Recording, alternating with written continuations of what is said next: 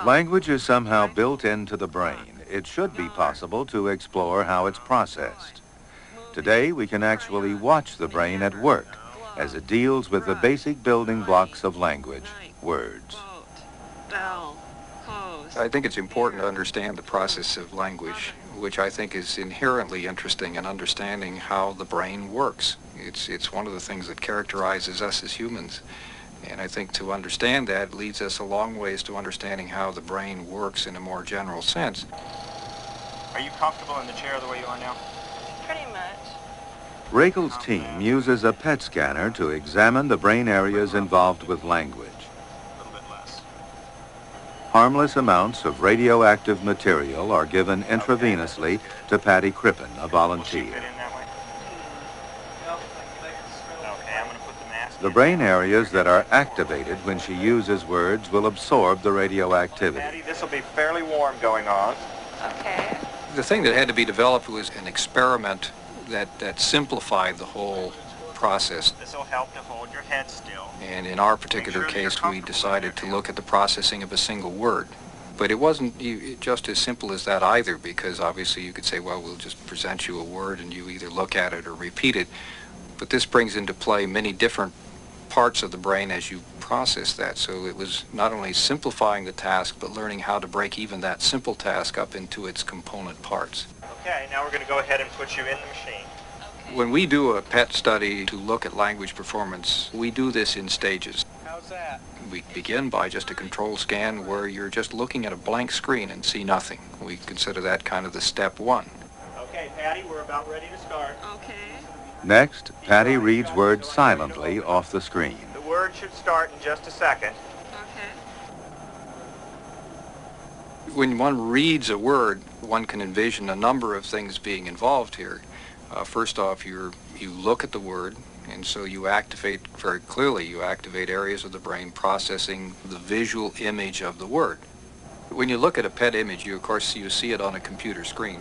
And what you see then is this rather colorful image which represents a horizontal slice of the brain. And it's as if you're looking down on the brain from the top, so that the nose is up around 12 o'clock and the two ears are to the side, and the left's your left and the right's your right.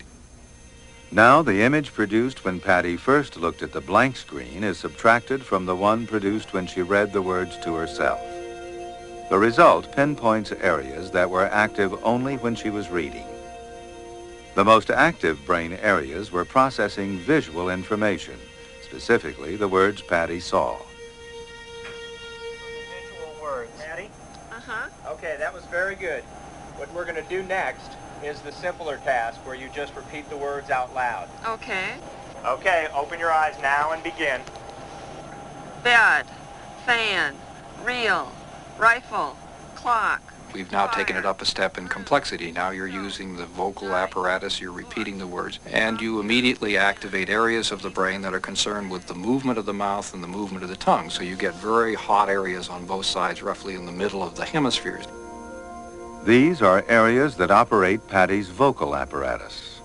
And that becomes the control for the final step, in which you're shown the word and you're asked to produce another word.